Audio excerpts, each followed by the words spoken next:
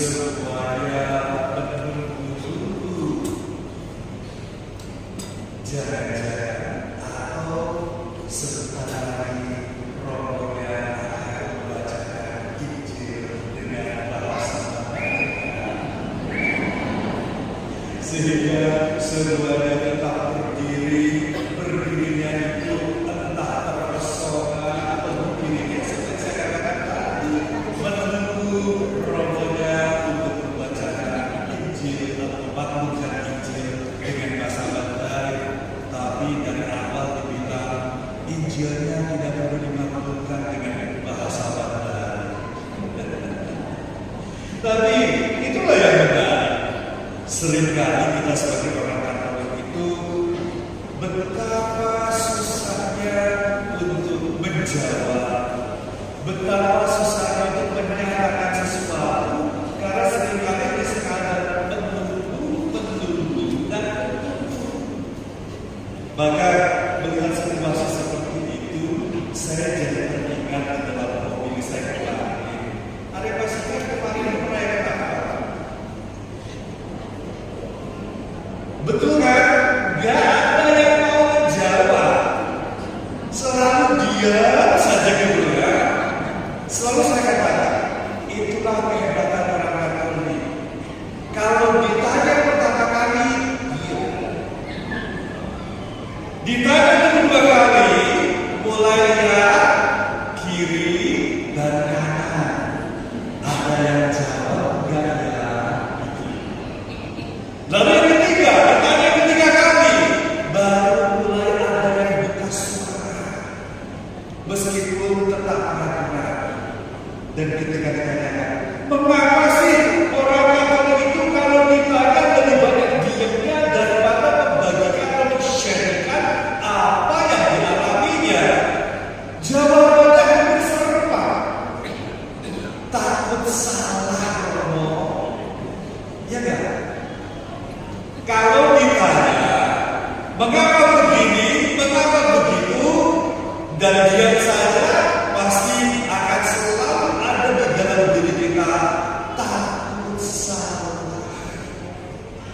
Padahal dari kesalahan itulah kita bisa belajar bagaimana kita menata hati, menata diri, menata hidup kita, termasuk menata iman kita, supaya lebih bertumbuh dan berkembang lebih baik.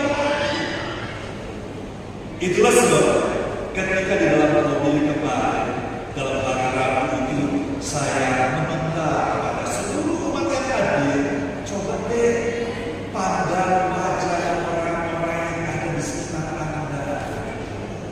Berani nggak? Memandang wajah orang-orang yang ada di sekitar Anda sekarang. Tuh kan, semuanya tetap aja melihat ke sini, tidak ada keberanian melakukan sesuatu.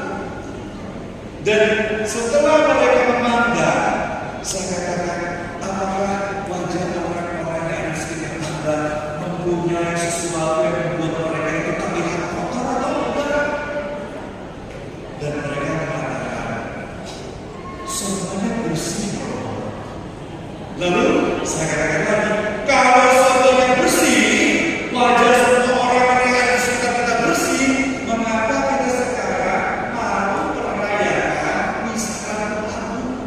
Kan katanya merayakan Abu berarti kita harus memulai Abu, harus mulai pertobatan itu.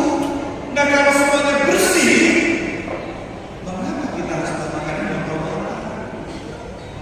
Coba yang ada di tugas berbayar ini langsung saja kalau ada yang tahu jawabannya atau punya jawaban seperti ini, mengapa kita harus melakukan pertobatan?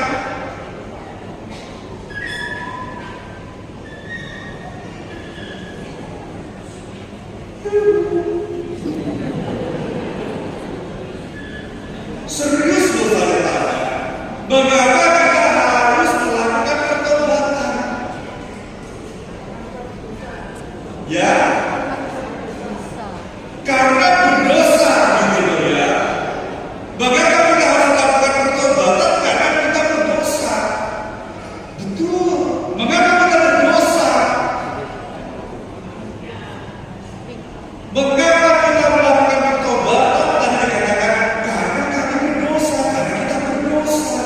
mengapa kita berdosa? Ternyata kalau kita merenungkan baik-baik, berdosa itu atau dosa asal pun datangnya karena ketika manusia gagal melaksanakan perintah Allah. Perintah Allah apa? Perintah Allah itu tidak ada adalah bagaimana manusia senantiasa menyelaraskan seluruh hidupnya dengan kehendak dan rencana Allah. Tetapi rupanya betapa susahnya kita menselaraskan antara hati, budi, dan pikiran kita dengan rencana dan rancangan Allah. Itulah yang kemudian membuat kita tidak berani lagi, bahkan seringkali mengabaikan tawaran belas kasih dan Allah, karena kita seringkali hanya berpikir menurut pikiran kita sendiri. Kalau kita berpikir menurut pikiran kita sendiri, maka kita akan semakin jauh untuk menjadikan hidup kita sama seperti Bapa sempurna adanya. Rupanya, ketika saya membaca dari Karis bahwa di dalam manusia itu ternyata hanya ada dua jenis. Ada yang tahu?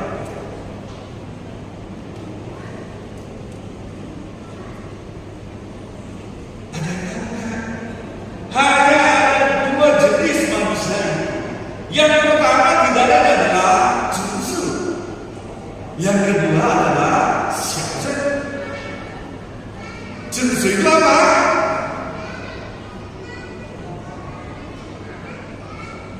Jinsu itu tidak lain adalah seorang manusia pribadi yang mampu mempersatukan, menyelaraskan hidupnya dengan dirinya sendiri, dengan sesamanya, dengan alam semesta, dan dengan alam sendiri. Sebentar Xiaozhen adalah seorang pribadi yang belum mampu, bukan tidak mampu loh ya, belum mampu menyelaraskan hidupnya dengan dirinya sendiri, dengan sesama manusia, dengan Allah dan dengan Tuhan Allah, dengan alam semesta itu. Bagaimana manusia harus menyelaraskan antara dirinya atau mempersatukan dirinya, mempersatukan dengan sesamanya, mendamaikan dirinya dengan Tuhan dan mendamaikan dengan alam semesta. Karena dengan cara seperti itulah setiap pribadi atau mereka yang termasuk dalam jinsu itu tidak lain adalah mereka yang mampu menerima tawaran belas kasih Allah, yang membuka hatinya untuk mempersatukan hidupnya dengan tawaran kasih Allah itu. Sementara Xiaozhen, mereka masih berpikir menurut pikirannya sendiri. Tentu saja untuk menjadi jinsu itu ternyata perlu menjalankan yang disebut dengan mosya dan mulun. Yo, ada yang tahu lagi enggak? Mosya dan mulun. Mosya itu tidak lain adalah soal cinta kasih, kejujuran, empati, dan hal-hal yang seperti yang selalu dikatakan oleh Yesus di dalam adalah bagaimana kita mencintai Allah dan mencintai sesama dengan cara yang jujur, dengan cara yang tulus, dengan kasih yang tulus itu. Dan untuk menjalankan musyak tadi, kita harus melakukan yang disebut dengan mulun. Apa itu? 5 hal yang harus dijadikan atau yang harus dilakukan oleh manusia untuk mengarahkan hidupnya sebagai jinsu. Tidak lain adalah hal-hal yang sangat sederhana yang mungkin seringkali kita tidak sadari. Sebagai salah satu contoh, kalau kita sebagai seorang ibu, lakukanlah sebagai seorang ibu yang benar. Kalau sebagai seorang guru, jadilah sebagai guru yang benar. Kalau seorang pastor, jadilah pastor yang benar. Dan seterusnya. Dengan demikian, disitulah kita sebagai pribadi mampu mempertanggungjawabkan tugas utusan kita dengan mempersatukan seluruh hidup kita di dalam diri sendiri, dengan diri sendiri, dengan sesama, dengan alam semesta, dan dengan Allah. Kalau di dalam bahasa Jawa, semoga saya tidak salah menemukannya, Manunggalika-Logos. Hidup bersatu dengan Allah. Dan mungkin sekarang orang bertanya, apa hubungannya Imlek dengan menjadi seorang jutsu? Kita semua tahu, Imlek bukan hanya sekadar berganti tahun, tetapi di dalam Imlek itu kita bisa melihat bagaimana setiap pribadi dipanggil. Pertama-tama tidak lain adalah untuk melihat, untuk merasakan dan mengalami kasih karunia Allah sepanjang tahun itu. Dan melalui Imlek itu juga mulai dibangun satu persatuan di dalam keluarga untuk membangun kebersamaan yang tadinya bermusuhan, yang tadinya tidak bertegur sapa. Di dalam keluarga pada malam Imlek itu, semua orang berusaha untuk berkumpul, semua orang berusaha untuk mempersatukan dirinya sebagai satu keluarga. Karena disitulah kita bisa melihat, bukan hanya mensyukuri rahmat karunia Allah dalam tahun baru itu, tetapi juga mensyukuri hidup sebagai satu kesatuan di dalam keluarga, berdamai dengan dirinya, berdamai dengan sesamanya, dan ketika mengucapkan syukur itulah kita berdamai dengan Allah. Coba saja, kalau pada malam Imlek biasanya keluarga berkumpul bukan? Makan bersama-sama, lalu kemudian biasanya ada satu tradisi dengan mencampurkan jus. Ya, dari sanalah semua orang berusaha mempersatukan dirinya. Bagaimana mengaduk makanan itu dengan berbagai macam rasa, dengan berbagai macam perasaan.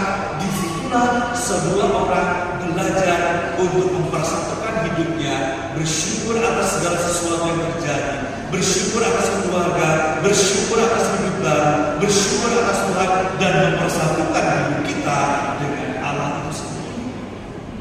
Itulah sebabnya tadi saya katakan, perayaan Imlek bukan hanya perayaan syukur saja, perayaan Imlek bukan hanya sekadar menyambut tahun baru, tetapi perayaan Imlek itu justru disitulah kita harus senantiasa diarahkan menjadi pribadi-pribadi yang mampu mempersatukan hidupnya, yang mampu mendamaikan hidupnya dengan dirinya sendiri, dengan sesama, dengan alam semesta, dan dengan Allah.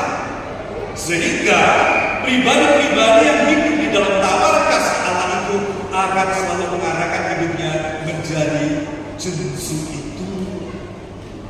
Kalau kita masih belum sampai ke arah sana, berarti disitulah panggilan kita di jalan adalah bagaimana setiap pribadi untuk menyadari dirinya dengan penuh kekurangan dan kelemahan, sehingga dari sanalah kita berusaha membuka hati kita untuk menerima tawaran belas kasih Allah, sehingga kita mampu memperdamaikan hidup kita dengan sesama itu, dengan alam semesta itu, dengan Allah itu sendiri, terlebih lagi mempersatukan diri kita dengan diri sendiri.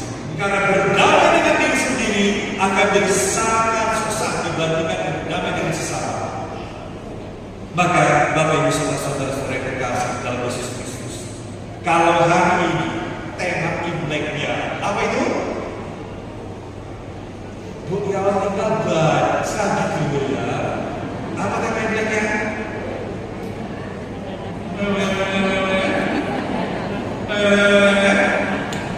Apa tema Imleknya?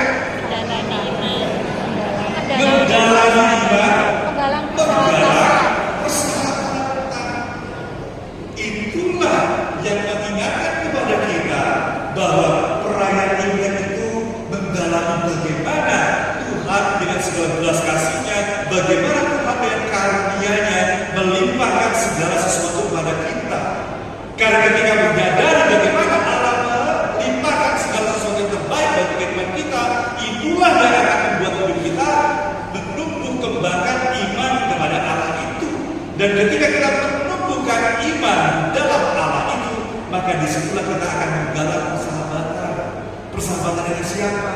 Persahabatan dengan diri sendiri, persahabatan dengan sesama, persahabatan dengan alam semesta, bersahabat juga dengan Allah. Maka kalau ada orang mengatakan kita harus takut akan Allah, akan saya katakan Allah tidak perlu ditakut. Karena Allah senantiasa dan mau menerima tawaran belas kasih-Nya. Sehingga dari situlah kita akan senantiasa mengarahkan hidup kita kepada manusia yang seperti itu, manusia yang sejati, manusia yang sudah mampu mempersatukan hidupnya dengan seluruh ciptaan Allah dan Allah sendiri. Semoga Imlek tahun ini bukan hanya sekadar mensyukuri, bukan hanya berpesta pora, bukan hanya sekadar merayakan, tapi sekarang bagaimana melalui Imlek itu kita mampu membangun persahabatan, persaudaraan di dalam iman kepada Allah. Tuhan